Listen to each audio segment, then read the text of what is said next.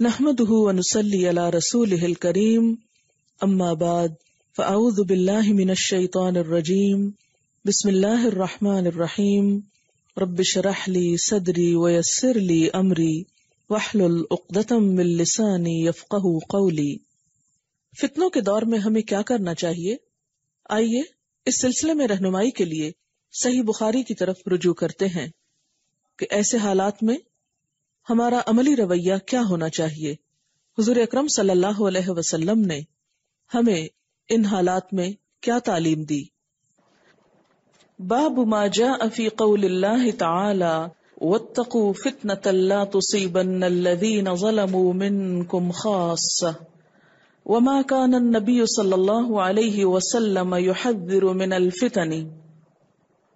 باب ما جاء جو بھی آیا ہے فی قول اللہ تعالی اللہ سبحانہ و تعالی کے قول میں سے بات میں سے، یعنی فتنے کے بارے میں اللہ سبحانہ و تعالی نے جو کچھ فرمایا ہے وہ قرآن پاک کی سورۃ الانفال کی یہ آیت ہے، واتقوا فتنةً اور بچو اس فتنے سے، لا تصیبن نہ پہنچے گا، الذین ان لوگوں کو، ظلموا جنہوں نے ظلم کیا، منکم تم میں سے، خاصتاً خاص طور پر، یعنی اس فتنے سے بچو جو ظالموں پر خاص نہیں رہتا بلکہ اس کا اثر ظالموں اور غیر ظالموں سب تک پہنچتا ہے۔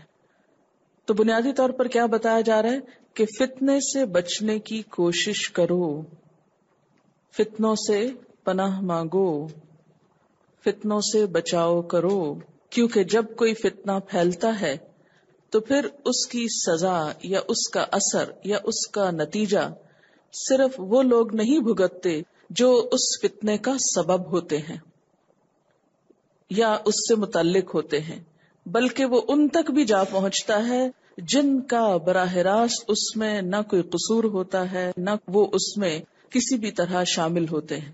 یہ بالکل ایسا ہی ہے کہ جب ایک وبا پھیلتی ہے، ایک وائرس پھیلتا ہے، ایک بیماری پھیلتی ہے، تو وہ صرف ان لوگوں تک نہیں رہتی جنہوں نے کوئی بد پرہیزی کی ہوتی ہے یا جو اس کا پہلا ٹارگٹ ہوتے ہیں، بلکہ جب وہ پھیلنے لگتی ہے تو بہت سے صحت مند غیر متعلقہ افراد کو بھی اپنی لپیٹ میں لے لیتی ہے، اور اس طرح بہت سی بے گناہ جانیں ہلاک ہو جاتی ہیں۔ اسی طرح جب کسی ملک میں، کسی علاقے میں، کسی جگہ پر کوئی فتنہ پھیلتا ہے تو اس کے نتیجے میں بہت سے بے گناہ انسان اور بہت سے معصوم لوگ اس کا شکار ہو جاتے ہیں۔ اس لیے ہمیشہ فتنوں سے پناہ مانگنی چاہیے، اللہ تعالیٰ کی حفاظت طلب کرنی چاہیے۔ فتنے کا لفظی مطلب سونے کو آگ میں تپانا۔ فتنہ کا لفظی معنی کیا ہوتا ہے؟ یعنی ڈکشنری میننگ بنیادی طور پر لفظ کہاں سے ہے؟ سونے کو آگ پہ تپانا۔ مثلا آپ جیولر کے پاس لے کر جاتے ہیں اپنی انگوٹھی اور کہتے ہیں یہ سونے کی ہے، آپ اس کی قیمت لگائیے، تو اس کی اصل حقیقت پتہ کرنے کے لیے کہ یہ کس قیمت کا سونا ہے یا کس حیثیت کا ہے، تو عام طور پہ کیا ہے کہ اس کو گرم کر کے دیکھا جاتا ہے، تو گرم کرنے سے اس کی اصل حالت سامنے آنے لگتی اور مزید پگھلا کر اس کا کھرا کھوٹا ہونا بھی معلوم کیا جاتا ہے کہ اس کی اصلیت کیا ہے۔ تو اسی طرح فتنے کے معنی آزمائش بھی ہے، گناہ بھی ہے۔ فتنہ عام طور پر، آزمائش عام طور پر لوگوں کے کھرا کھوٹا ہونے کی پہچان کے لیے بھی آتی ہے۔ یعنی فتنے کو اگر آزمائش کے معنی میں لیا جائے تو اس سے کیا ہوتا ہے کہ جب کوئی فتنہ آتا ہے یا آزمائش آتی ہے یا ان یوزول سچویشن ہوتی ہے تو اس میں لوگوں کی اصلیت کھل جاتی، لوگوں کے ایمان کی حالت پتہ لگنے لگتی ہے، لوگوں کا اندر باہر آنے لگتا ہے جو عام نارمل سچویشن میں آپ نہیں پہچان سکتے۔ فتنہ کبھی عذاب کے معنی میں بھی آتا ہے، جیسے ایک آیت میں آتا ہے ذوقوا فتنتکم۔ فتنے سے مراد گناہ بھی ہوتا ہے، یعنی فتنہ آزمائش کے معنوں میں بھی، فتنہ عذاب کے معنوں میں، فتنہ گناہ کے معنوں میں بھی، جس کی سزا عام ہوتی ہے۔ اور عام طور پر فتنہ کب پھیلتا ہے، اس کا سبب کیا ہوتا ہے؟ جب لوگ دوسروں کو برائی سے نہیں روکتے تو پھر برائیاں اتنی عام ہو جاتی ہیں کہ وہ لوگ جو ڈائریکٹلی کسی برائی میں ملوث نہیں بھی ہوتے وہ بھی اس کا شکار ہو جاتے، ان تک بھی اس کا اثر پہنچتا ہے. مثلاً اگر کسی بستی کے اندر بہت گندگی پھیل جائے تو اس کی بو صرف ان تک نہیں پہنچے گی جنہوں نے وہ گندگی پھیلائی ہوگی، دوسروں تک بھی پہنچے گی اگر دوسرے لوگ اس گندگی کے پھیلانے والوں کو روکیں گے نہیں، پکڑیں گے نہیں. اسی طرح جب کسی معاشرے کے اندر کوئی برا کام ہوتا ہے اور دوسرے لوگ دیکھتے رہتے ہیں اور وہ آگے بڑھ کر روکتے نہیں، اس کو ختم کرنے کی کوشش نہیں کرتے، تو نتیجہ کیا ہوتا ہے کہ ان گناہوں کی جو سزا ہوتی، اس کا جو اثر ہوتا ہے، پھر اس کا شکار سب لوگ ہو جاتے ہیں، اور وہ تمام بھی جو خود برا نہیں کر رہے ہوتے.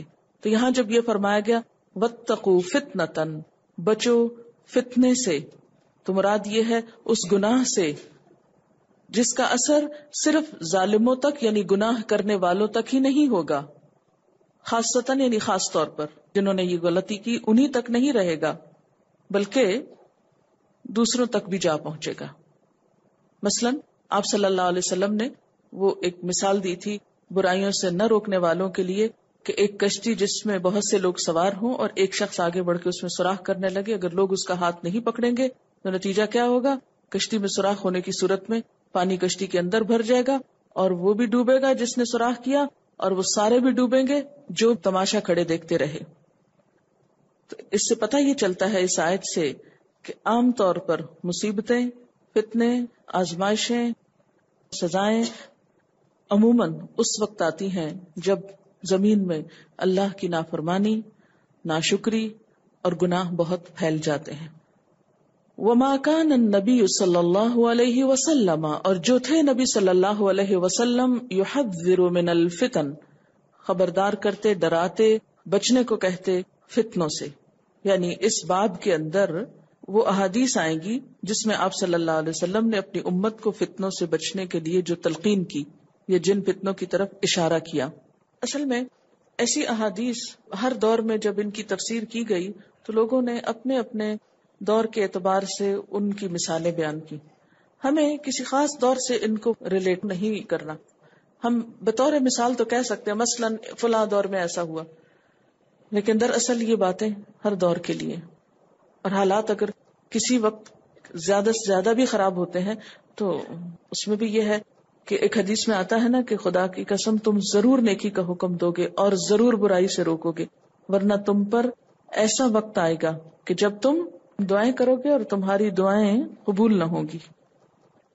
حدثنا ابو نعیم حدثنا ابن عیینۃ عن الزہری وحدثنی محمود اخبرنا عبد الرزاق اخبرنا معمر عن الزہری عن عروۃ عن اسامۃ بن زید قال اشرف النبی صلی اللہ علیہ وسلم على اتم من آطام المدینۃ فقال هل ترون ما ارى قالوا لا قال فإني لأرى الفتن تقع خلال بیوتکم كوقع القطر. حضور صلی اللہ علیہ وسلم اشرف چڑھے، اوپر گئے. اشرف کا مطلب ہوتا ہے اوپر جانا، اشراف ظاہر ہونا، سامنے آ. علی اتم من آطام مدینہ، مدینہ کے محلوں میں سے ایک محلے پر چڑھے، یعنی اونچی جگہ پر چڑھے. فقال، پھر فرمایا، هل ترون، کیا تم دیکھتے ہو، ما ارا، جو میں دیکھ رہا ہوں، کیا تم کو وہ نظر آ رہا ہے جو میں دیکھ رہا ہوں؟ قالوا لا، لوگوں نے کہا نہیں. قال، آپ نے فرمایا، فإنی لأرى الفتن، میں فتنوں کو دیکھ رہا ہوں، جو مصیبتیں آنے والی ہیں ان کو اترتے دیکھ رہا ہوں. تقع خلال بیوتکم، جو تمہارے گھروں کے بیچ میں واقع ہوں گی. كوقع القطر، جیسے بارش کے قطرے، یعنی بارش جیسے قطروں کی شکل میں ٹپک کے گھروں کے اندر تک چلی جاتی ہے، ایسے ہی میں مدینہ کے اوپر فتنوں کی بارش ہوتے دیکھ رہا ہوں جو وقتاً فوقتاً مشکلات آئیں گی، اور آپ کے بعد آئیں. باب ظہور الفتن، فتنوں کا ظاہر ہونا. حدثنا عیاش بن الولید اخبرنا عبد الاعلی حدثنا معمر عن الزہری عن سعید عن ابی ہریرہ عن النبی صلی اللہ علیہ وسلم قال یتقارب الزمان، آپ صلی اللہ علیہ وسلم نے فرمایا، یتقارب الزمان، زمانہ ایک دوسرے کے قریب آ جائے گا. وینقص العمل، اور کام کم ہو جائے گا. ویلقى الشح، اور بخل ڈال دیا جائے گا. شح دل کی تنگی کو کہتے ہیں. وتظہر الفتن، فتنے ظاہر ہوں گے. ویکثر الحرج، اور حرج بڑھ جائے گا. قالوا یا رسول اللہ، لوگوں نے کہا اے اللہ کے رسول صلی اللہ علیہ وسلم، ایما ہوا، وہ کیا ہے، یعنی الحرج کیا ہے؟ قال القتل، القتل، قتل کی کثرت ہو جائے گی. وقال شعیب و یونس، شعیب اور یونس کہتے ہیں، واللیث و ابن اخی الزہری عن الزہری عن حمید عن ابی ہریرہ عن النبی صلی اللہ علیہ وسلم. اب یہ حدیث جو ہے اس کے معنی پہ غور کرنے کی ضرورت ہے. ایک وقت ایسا آئے گا کہ جب زمانہ قریب ہو جائے گا.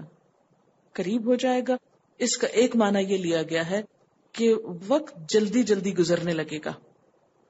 مثلا ایک دوسرے کے قریب، یہ تقارب کا معنی کو ذہن میں رکھیے، یعنی سال کے بعد سال، فوراً ایک سال گزرے گا نہیں کہ سال فوراً آ جائے گا، جلدی جلدی سال گزریں گے. اور اسی طرح مہینوں پہ مہینے گزر جائیں گے.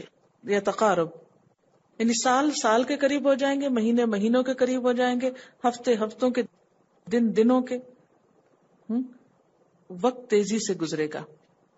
بعض لوگ کہتے ہیں کہ اس کا معنی کیا ہے کہ جیسے سال مہینے کے برابر ہو جائے گا، مہینہ ہفتے کے، اور دن گھنٹے کے برابر. اچھا، اس چیز کو تو آپ خود بھی محسوس کر سکتے ہیں کہ جیسے آپ چھوٹے تھے تو گرمیوں کی دوپہریں کتنی لمبی ہوتی تھی اور دن کتنے لمبے ہوتے تھے. تھوڑا سا تو میں بھی اس فرق کو محسوس کر سکتی ہوں کہ جو اس وقت اور اب میں تھا. لیکن اگر اس کو کئی سو سال پیچھے تک لے جائیں تو آپ دیکھیں گے کہ لوگ پیدل سفر کر رہے ہیں، میلوں پہ جا رہے ہیں، گھوڑوں پہ، اور آہستہ آہستہ. اور پھر بھی مثلاً بہت سارے جیسے ابن بطوطہ کی داستانیں ہیں، اور بھی تو ان لوگوں نے پوری پوری دنیا گھومی ہے اور اتنی بڑی بڑی کتابیں بھی لکھی. آج وقت ہی نہیں ہے لوگوں کے پاس. یعنی یہ شکوہ اور یہ جملہ ہر ایک کے منہ پہ ہوتا ہے، ٹائم نہیں ہے. یا یہ کہتے ہیں اچھا اتنا ٹائم ہو گیا، ابھی تو یہ تھا، یہ اتنا گزر بھی گیا. تو یہ تقارب الزمان. وینقص العمل، اور عمل کم ہو جائے گا. یہ جو عمل کم ہو جائے گا نا، اس کے بھی کئی معنی ہو سکتے ہیں. کم ہونے میں کیا ہے، جیسے پہلے سفر کی طوالت اتنی ہوتی تھی کہ کئی کئی دن لگتے تھے ایک جگہ سے دوسری جگہ جانے میں. اب کیا ہوا، جہاز پہ بیٹھے جو سفر آپ کا ایک پورے دن میں گزرتا تھا یا 2 دن میں، وہ اب 1 گھنٹے 2 میں گزر جاتا ہے. تو کام کم ہو گیا نا. اسی طرح آپ ہاتھوں سے بہت سی چیزیں کاٹتے تھے، بناتے تھے. اب مشینوں نے کیا کیا، سیکنڈ کے اندر وہ سب کچھ چاپ کر کے رکھ دیا. ٹچ سسٹم سے بہت سے کام جو ہے وہ کم ہو گئے. پہلے آپ مینولی بہت سی چیزیں کھولتے تھے، کرتے تھے، بناتے تھے. اب کیا ہے، وہ چیزیں آٹومیٹک ہو گئی. تو ینقص العمل، ایک معنی اس کا یہ بھی کیا جا سکتا ہے. یا آپ یوں بھی کہہ سکتے ہیں کہ جیسے کاموں کے اندر یا وقت کے اندر برکت ختم ہو جائے گی. وَيُلْقَ الشُّحُّ، اور تنگ دلی آ جائے گی. پہلے آپ دیکھیں چھوٹا سا گھر ساری فیملی کے لیے کافی ہوتا تھا. اب کیا ہو رہا ہے، بڑے بڑے گھر ہیں مگر دل تنگ ہے. ایک دسترخوان پہ سب بیٹھ کے کھا لیتے تھے، بہت سی چیزیں شیئر کی جاتی تھی. اب آپ دیکھیے دلوں میں کتنی تنگی. یہاں کی مشکلات مختلف ہیں، جو ترقی یافتہ ممالک ہیں ان کی مشکلات مختلف ہیں. اگر آپ کام کے وقت میں وہاں ٹریفک کا رش دیکھیں تو مجھے اللہ کا عذاب نظر آتا ہے، وہ کہ جس طرح سڑکوں پہ لوگ پھنس جاتے ہیں. وہ کہتی دیکھنے میں ترقی ہے، لیکن بعض اوقات 1-2 گھنٹہ آسانی کے ساتھ آپ ٹریفک میں بلاک ہو کے بیٹھے رہتے ہیں. لیکن اس کے باوجود ایک گاڑی میں ایک ہی بندہ. وہاں پر سڑکوں پر ایک مخصوص ٹریک بھی رکھے گئے ہیں مخصوص آورز میں کہ اگر کوئی 2 لوگ گاڑی پر ہیں تو وہ اس فاسٹ لین میں جا سکتے ہیں، انکریج کرنے کے لیے کہ ایک گاڑی میں 2 بیٹھو یا زیادہ بیٹھو. اس کے باوجود کیوں بٹھائیں کسی اور کو. ہر شخص اپنی زندگی میں ہے، اپنی دنیا میں، اپنے کام میں.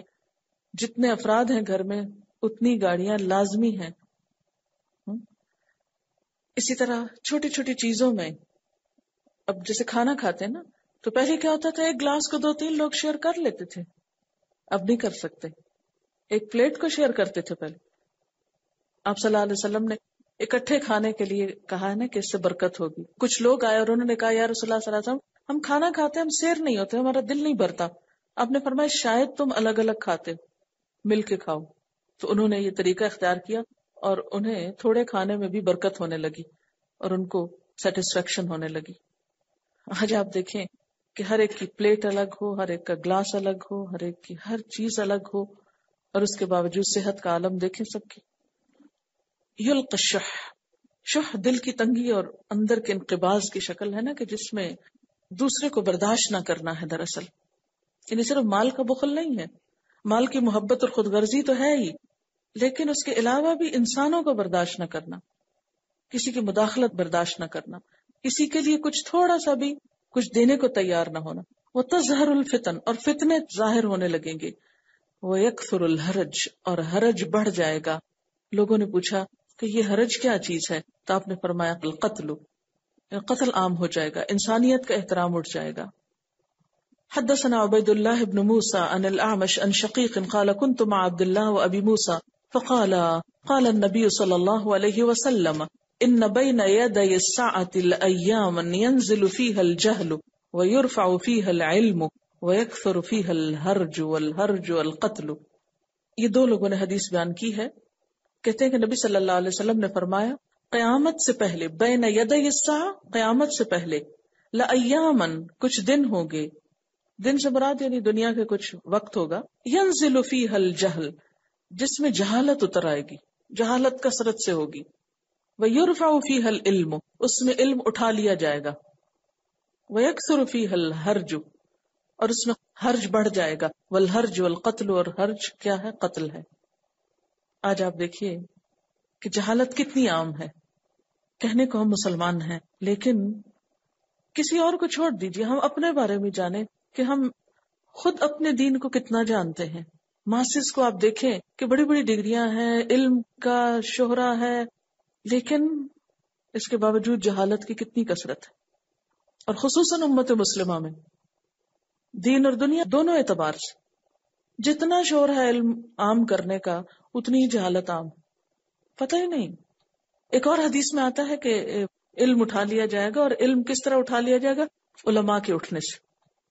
یعنی ایک کے بعد ایک فوت ہوتے جائیں گے لوگ، اور ان کی جگہ لینے والا کوئی نہیں ہوگا.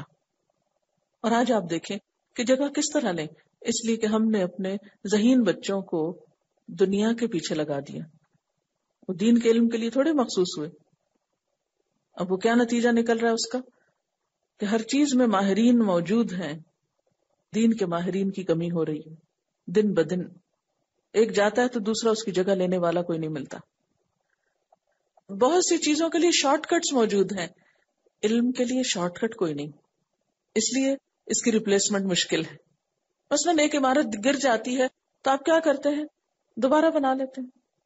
مگر ایک عالم چلا جاتا ہے تو آپ کسی کو پکڑ کے اس کی جگہ نہیں کھڑا کر سکتے کہ اس کو کھڑا کر لیں، یہ اس کی ریپلیسمنٹ ہے.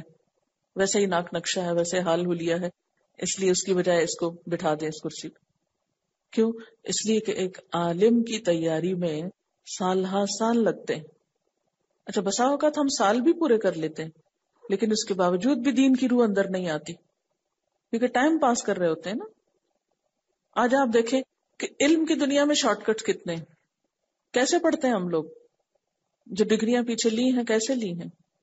ہم کہتے ہیں بنے بنائے خلاصے، کوئی ٹپس، کوئی سوال جواب لکھے ہوئے دے دیے جائیں، ان کو ہی پڑھ کے رٹ کے ان کے جواب لکھ کے پورے پورے نمبر لے لیے جائیں.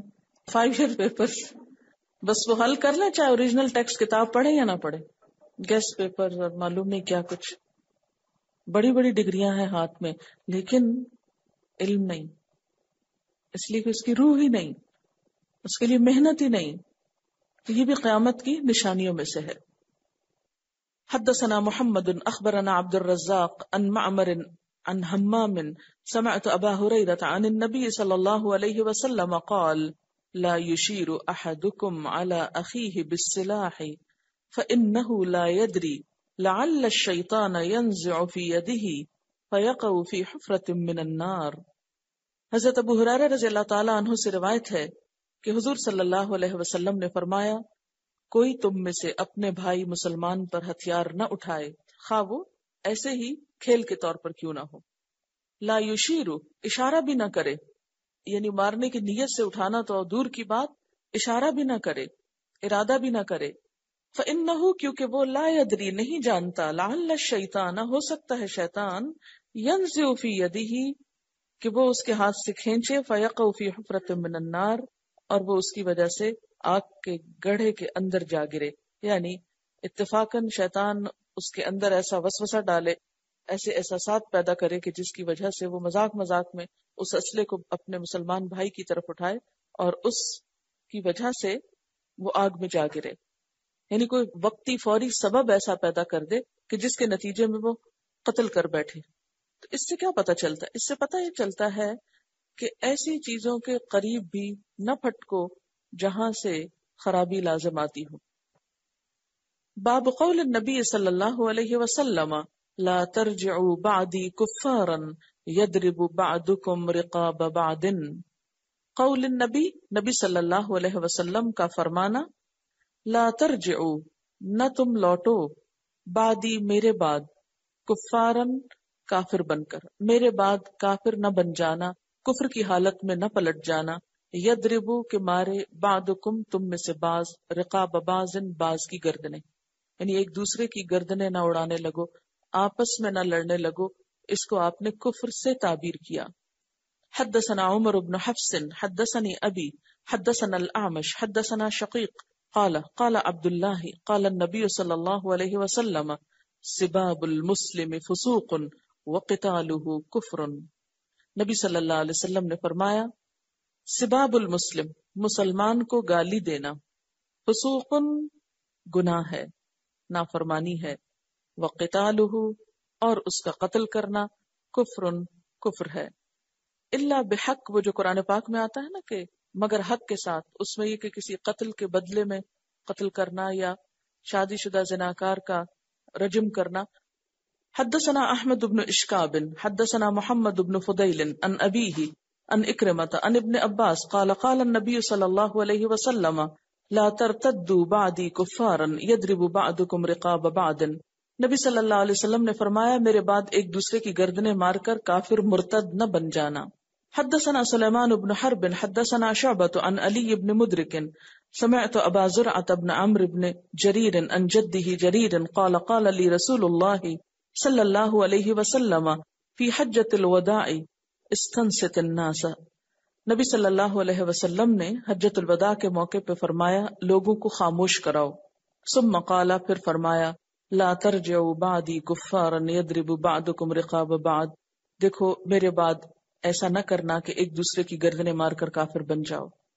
یعنی یہ آپ کی حجۃ الوداع کے موقع پر گویا آخری نصیحتوں میں سے تھی. باب اذا التقى المسلمان بسیفیہما، جب دو مسلمان اپنی تلواروں کے ساتھ ایک دوسرے سے ملے، یعنی لڑنے کے لیے.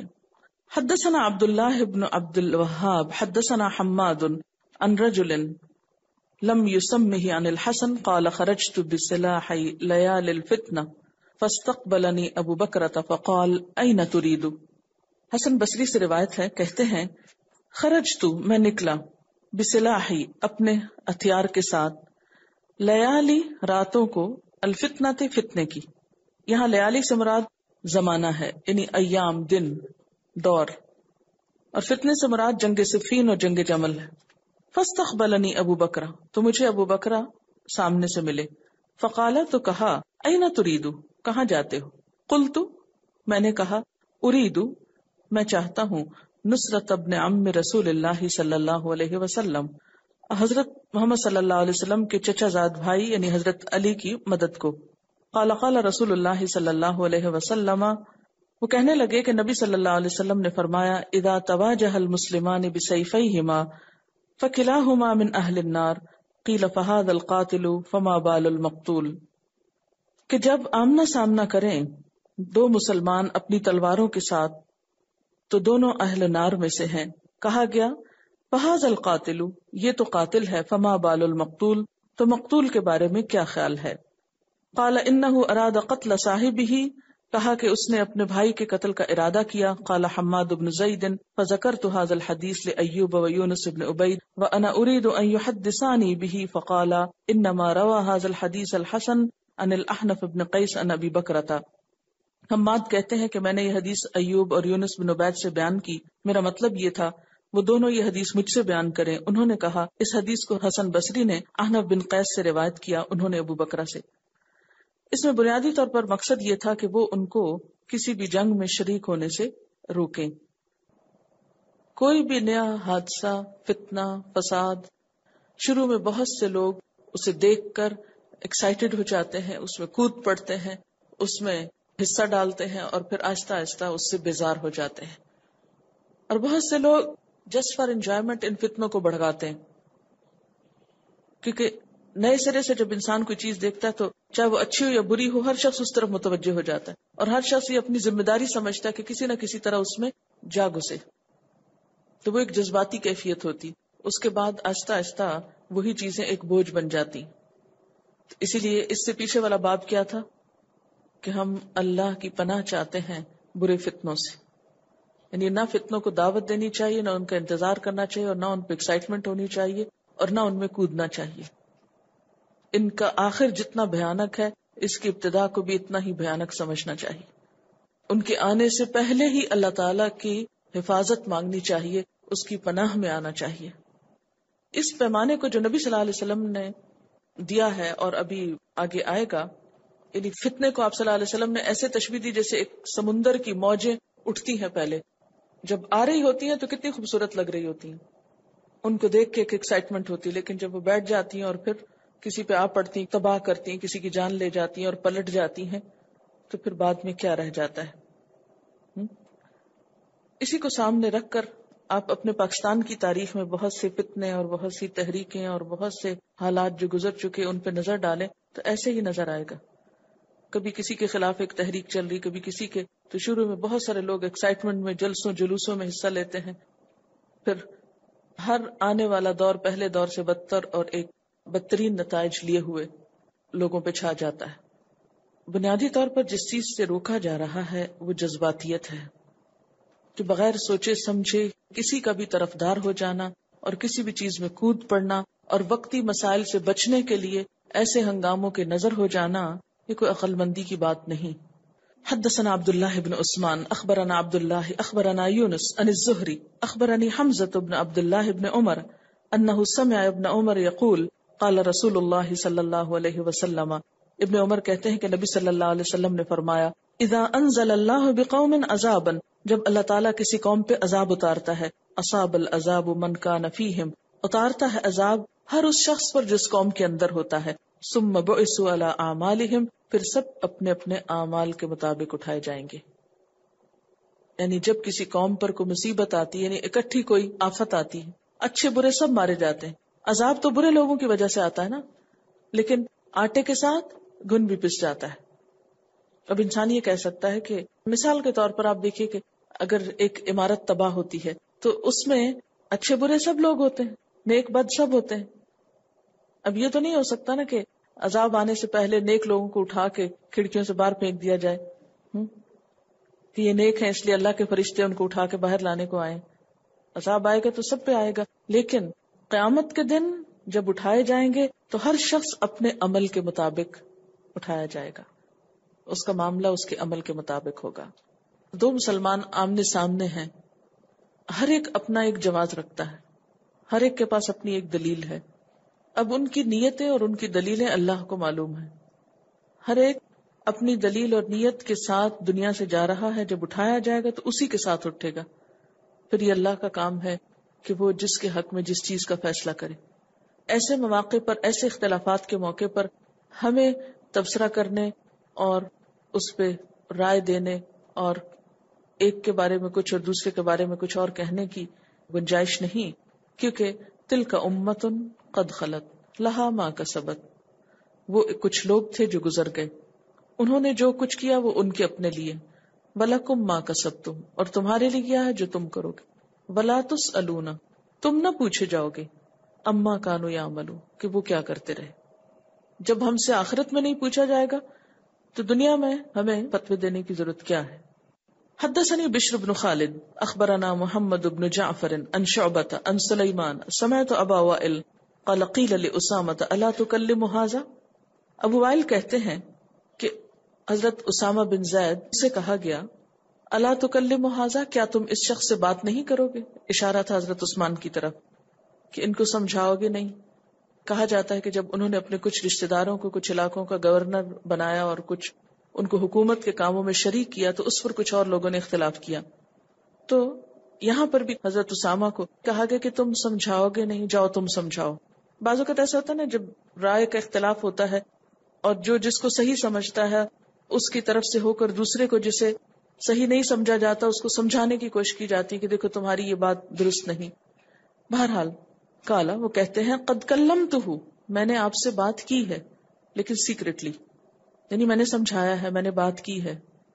مادونا، اس کے سوا ان افتح بابا، کہ میں ایک ایسا دروازہ کھول دوں، اکون اول من یفتحہ، کہ میں پہلا ہوں جو اسے کھولے، یعنی میں یہ نہیں چاہتا.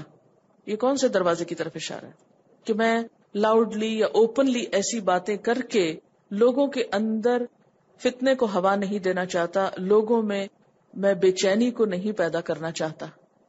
اس سے کیا پتہ چلتا ہے؟ صحابہ کرام کے سمجھانے کا بھی طریقہ کیا ہوتا تھا ایون اجتماعی معاملات میں. ایک اخلاق پتہ چل رہا ہے نا. کیا سمجھ میں آئی بات آپ کو حضرت اسامہ کے اس طرز عمل سے؟ یعنی حضرت اسامہ کو کسی نے کہا کہ جاؤ تم حضرت عثمان کو سمجھاؤ، کیا سمجھاؤ؟ کہ وہ اپنے رشتہ داروں کو حکومت میں شامل نہیں کریں. اچھا، اب آپ دیکھیں کہ وہ کہتے ہیں کہ میں ان سے بات کر چکا ہوں اور سیکریٹلی بات کی ہے، میں نے خاموشی سے سمجھایا ہے، اور میں یہ نہیں چاہتا کہ میں وہ پہلا شخص ہوں جو یہ دروازہ کھولے. کیا مانا؟ کہ لوگوں کو بھی اس میں انوالو کروں. جس سے ریلیٹڈ بات ہو خاموشی سے جا کے اس کو سمجھایا جائے. ہمارا طرز عمل کیا ہے اس کے علاوہ سب کو بتاتے ہیں. یعنی اختلاف رائے کا مطلب بدتمیزی کرنا یا رسوائی کرنا نہیں ہوتا. یعنی آپ اگر کسی کو کوئی بات کہنا بھی چاہتے ہیں، سمجھانا چاہتے ہیں، کسی کو کسی چیز سے روکنا چاہتے ہیں، تو اس میں آپ خیرخواہی سے کام لیں.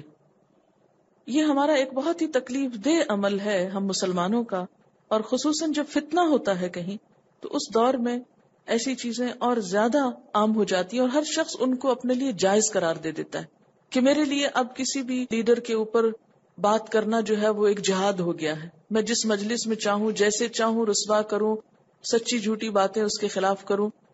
اس کا نقصان کیا ہوتا ہے؟ لوگوں کے اندر کس قدر بے چینی پھیلتی.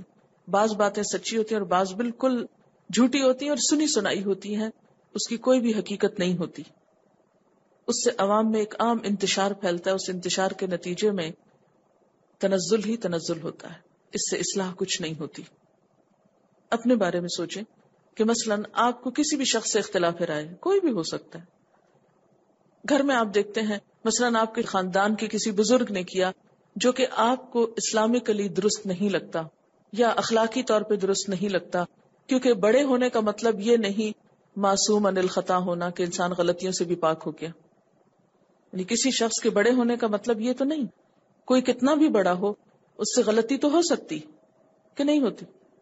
کوئی استاد ہو سکتا ہے، کوئی والد ہو سکتا ہے، کوئی عمر میں، علم میں، رتبے میں، مرتبے میں، مقام میں آپ سے بڑا ہو سکتا ہے. اب آپ اس معاملے میں سمجھ زیادہ رکھتے ہیں اور آپ دیکھ رہے ہیں کہ دوسرا شخص جو ہے وہ صحیح نہیں کر رہا. ایسے میں آپ کا طرز عمل کیا ہونا چاہیے اور کیا ہو سکتا ہے؟ نمبر 1، بعض لوگ تو عزت اور احترام کے مارے بات ہی نہیں کریں گے اور اس کو غلطی پہ غلطی کیے جانے دیں گے. یہ بھی کسی کی خیر خواہی نہیں ہے. اب یہاں پر کیا ہوا؟ وہ کہتے ہیں کہ مجھے یہ بات پسند نہیں آئی کہ میں ہوں وہ شخص، یعنی اعلانیہ ان کو برا بھلا کہہ کے فتنے اور فساد کا دروازہ میں پہلے کھولوں. اور اس کا یہ بھی نہیں مطلب وما انا بالذی اقول لرجل، اور نہیں ہوں میں وہ شخص کہ کہوں کسی شخص کو بعد ان یکون امیرن، اس کے بعد کہ وہ امیر بن جائے، علی رجلین، 2 لوگوں پر بھی، انت خیرن، کہ تم بہت اچھے ہو. یعنی نہ تو میں کسی کو پبلکلی کرٹیسائز کروں گا اور نہ ہی اس کی خوشامد کروں گا. تو دونوں انتہاؤں کے بیچ میں کیا کروں گا؟ اعتدال کی راہ اختیار کروں گا. یعنی کوئی شخص اگر 2 لوگوں پر بھی امیر ہو جائے، پورے ملک کی امارت تو ایک طرف، 2 لوگوں پر بھی اگر کسی تیسرے کو ذمہ دار بنا دیا جائے تو اس میں کیا ہے کہ میں اس کی پبلکلی خوشامد نہیں کروں گا. بعدما سمعت من رسول اللہ صلی اللہ علیہ وسلم، اس کے بعد کہ میں نے رسول اللہ صلی اللہ علیہ وسلم کو یہ کہتے ہوئے سنا تھا، یقول، آپ نے فرمایا، یجاء برجل، لایا جائے گا ایک شخص، فیطرح فی النار، وہ آگ میں پھینکا جائے گا. فَيُطْحَنُ فِيهَا، پھر اس میں گھمایا جائے گا. کَطَحْنِ الْحِمَارِ، طحینہ کہتے ہیں نا چکی کو، یعنی گھسیٹا جانا، گھمایا جانا. فَيُطْحَنُ فِيهَا، تو اس میں گھمایا جائے گا. کَطَحْنِ الْحِمَارِ بِرُحَاهُ، جس طرح گدھا چکی کے گرد گھومتا ہے. کولو کا بیل دیکھا، یعنی وہ اس کے گرد گرد گھومتا ہے نا، گول گول گول چکر کھاتے رہتے ہیں، اور وہ بیچ میں سے وہ جس چیز کا تیل نکالنا ہوتا ہے تو وہ اس کے اندر پستی رہتی. ایک ہوتی نا چکی ہاتھ کی، اور ایک ہوتی ہے ایک جانور کو باندھ کے، گدھے یا کسی بیل وغیرہ کو باندھ کے اس کو چھوڑ دیا جاتا ہے اور وہ گول گول چکر کھاتا ہے. تو کہا کہ قیامت کے دن وہ شخص اسی طرح دوزخ میں گھومے گا جس طرح ایک گدھا چکی کے گرد گھومتا ہے. فَيُطِيفُ بِهِ أَهْلُ النَّارِ، تو اہل النار آگ والے اس کے گرد کٹھے ہو جائیں گے. فَيَقُولُونَ، پھر وہ کہیں گے، اے فلان، اے فلان شخص، أَلَسْتَ كُنْتَ تَأْمُرُ بِالْمَعْرُوفِ وَتَنْهَىٰ عَنِ الْمُنْكَرِ، تم وہ نہیں ہو جو لوگوں کو نیکی کا حکم دیتے تھے اور برائی سے روکتے تھے. فَيَقُول، تو وہ کہے گا، إِنِّي كُنْتُ آمُرُ بِالْمَعْرُوفِ، ہاں میں نیکی کا حکم دیتا تھا. وَلَا أَفْعَلُهُ، اور میں خود نہیں کرتا تھا اس کو. وَأَنْهَىٰ عَنِ الْمُنْكَرِ، اور میں برائی سے روکتا تھا. وَأَفْعَلُهُ، اور خود اس کو کرتا تھا. یعنی عام دوزخیوں سے بھی بڑھ کر اس شخص کی سزا ہوگی جو لوگوں کو تو نیک بننے کی تلقین کرے اور خود اپنی طرف توجہ نہ کرے، لوگوں کو تو برائی سے روکے اور خود انہی برائیوں میں مبتلا رہے. یعنی جس برائی کو وہ لوگوں کے لیے ناپسند کرے خود اس میں مبتلا ہو. حضرت اسامہ نے اس موقع پہ یہ حدیث کیوں سنائی؟ کہ میں تلقین کر رہا ہوں اور میں ایک بات کو سمجھا رہا ہوں، اور میں اس کو پبلکلی اس لیے نہیں کرنا چاہتا کہ اس سے اور بھی بہت سے لوگوں کا دھیان ایسی باتوں کی طرف چلا جائے گا اور لوگوں میں تو میں لیڈر بن جاؤں گا.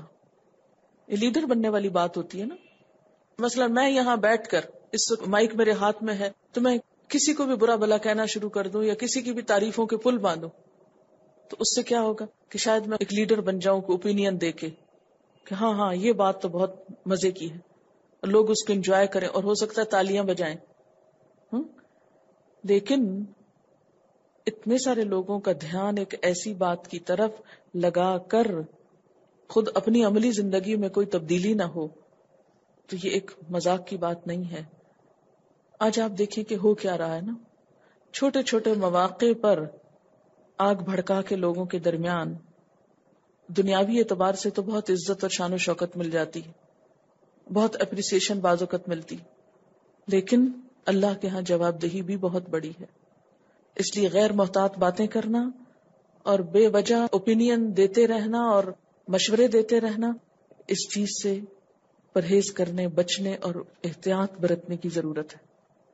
اب دیکھیں ہماری اخباریں صرف بیانات سے بھری ہوتی، یہ بیان دینے سے ہی تو پرہیز کر رہے ہیں. یہاں پر یہ آپ دیکھیں نا کہ ایک طرح سے وہ بیان نہیں دے رہے، لوگ انہیں کہہ رہے ہیں آپ کیوں نہیں کچھ کہتے، آپ کہیں ان کو. تو ایک طریقہ کیا تھا کہ حضرت اسامہ جو تھے وہ حضرت عثمان کی پالیسیز کو پبلکلی کرٹیسائز کر کے، اگر اس دور میں نیوز پیپرز ہوتے، اخبار ہوتے، ٹیلی ویژن ہوتے، تو ان کی ہیڈ لائنز آتی کہ آج اس بات پر اسامہ بن زید نے یہ بات کہی ہے. تو لوگ بھی جن کا دھیان نہ بھی ادھر ہوتا وہ بھی لپک پڑتے، اوہ اچھا یہ کہا. ایک ایکسائٹمنٹ تو ہوتی لوگوں میں، تبصرے شروع ہو جاتے، لیکن نتیجہ کیا نکلتا؟ کیا اس سے اصلاح ہو جاتی؟ آج ہم سب کو اپنے رویوں کو پرکھنے اور پھر اصل کی طرف لوٹنے اور اس کی روشنی میں دیکھنے کی ضرورت ہے، اور اس کے مطابق اپنے حالات کی اصلاح کی ضرورت ہے.